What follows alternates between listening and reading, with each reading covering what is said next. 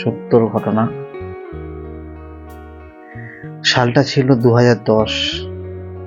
নাম অশোক। আমার বাড়ি একটা ছোট্ট গ্রামে।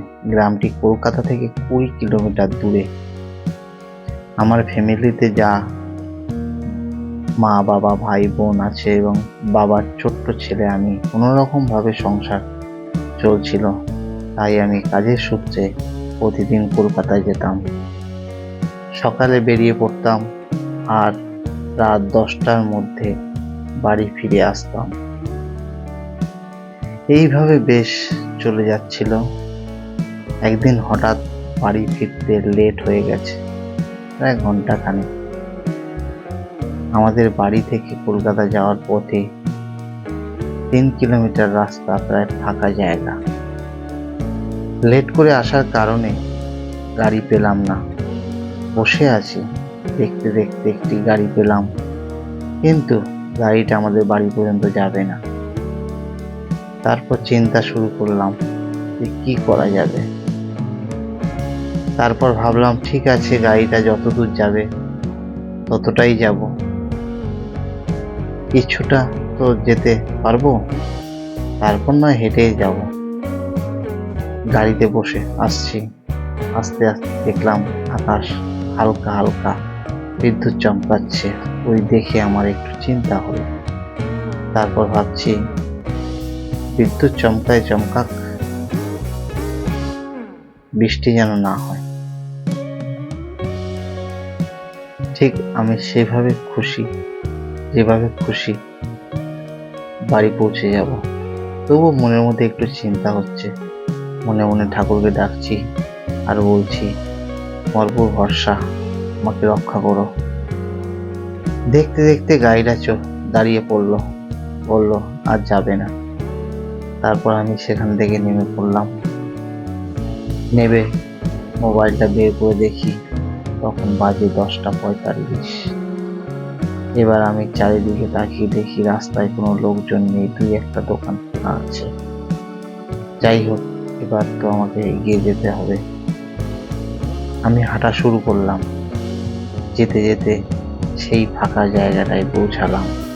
এবার একটু ভয় ভয় লাগছে, কারণ ওই জায়গাটায় চারিদিকে অন্ধকার এবং রাস্তার দুধারে লম্বা লম্বা গাছ আর 2 সাইডে ফাঁকা মাঠ, কোনো আলো নেই সেখানে। এবার ভগবানের নাম করে হাঁটা শুরু করলাম। তারপর মোবাইলটা বের করে দেখি মোবাইলের চার্জ শেষ হয়ে গেছে। চিন্তা আরো বেড়ে গেল, কেন দোকানের পথ ঘুরে যাব। ওই সময় রাস্তায় কোনো গাড়ি নেই। যাই হোক, তবুও ধীরে ধীরে এগিয়ে যাচ্ছি। মিনিট খানেক যাওয়ার পর হঠাৎ দেখি আকাশে জোরে জোরে বজ্র বিদ্যুৎ চমকাচ্ছে। তা দেখে আমার আরো ভয় লাগছে, কেননা বজ্রের আওয়াজ আমার খুব ভয় করে। দেখতে দেখতে ঝড় শুরু হয়ে গেল। রাস্তার যে গাছগুলো ছিল সেগুলো একে অপরের গায়ে ধাক্কা মারছিল, ফলে ভয়াবহ আওয়াজ হচ্ছিল। তখন আমি ভয়ে কাঁপা শুরু করলাম। কি করব বুঝতে পারছিলাম না। এত হাওয়া হচ্ছিল যে আমি আর এগিয়ে যেতে পারছি না। আমাকে যে অন্যদিকে টেনে নিয়ে যাচ্ছে। তারপর আমি পায়ের জুতোটা হাতে নিয়ে ঠাকুরের নাম করতে করতে দৌড় শুরু করলাম। বেশি করে দৌড়াতে পারছিলাম না, কারণ বিদ্যুৎ চমকানোর যে আলোটা পড়ে সেই আলো হালকা হালকা রাস্তা দেখা যাচ্ছে। এইভাবে 1 কিলোমিটার যাওয়ার পর দেখি অনেকটাই হাওয়া কমে গেছে। তারপর একটু স্বস্তি পেলাম। এবার ধীরে ধীরে বাড়ি ফিরে গেলাম। মনে হলো যেন নতুন জীবন ফিরে পেলাম। সেই ভয়াবহ রাতের কথা এখনো ভুলতে পারি না। ঘটনাটা ঘটেছে 15 বছর আগে।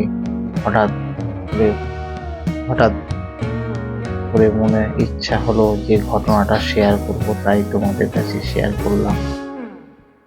বন্ধুরা, কেমন লাগলো ভিডিওটা একটু প্লিজ কমেন্ট করে জানাবে। এই যে ঘটনাটি বললাম, এটা আমার জীবনের ঘটনা। তো ভিডিওটা ভালো লাগলে লাইক কমেন্ট শেয়ার করে দেবেন আর চ্যানেলটাকে সাবস্ক্রাইব করে দেবেন।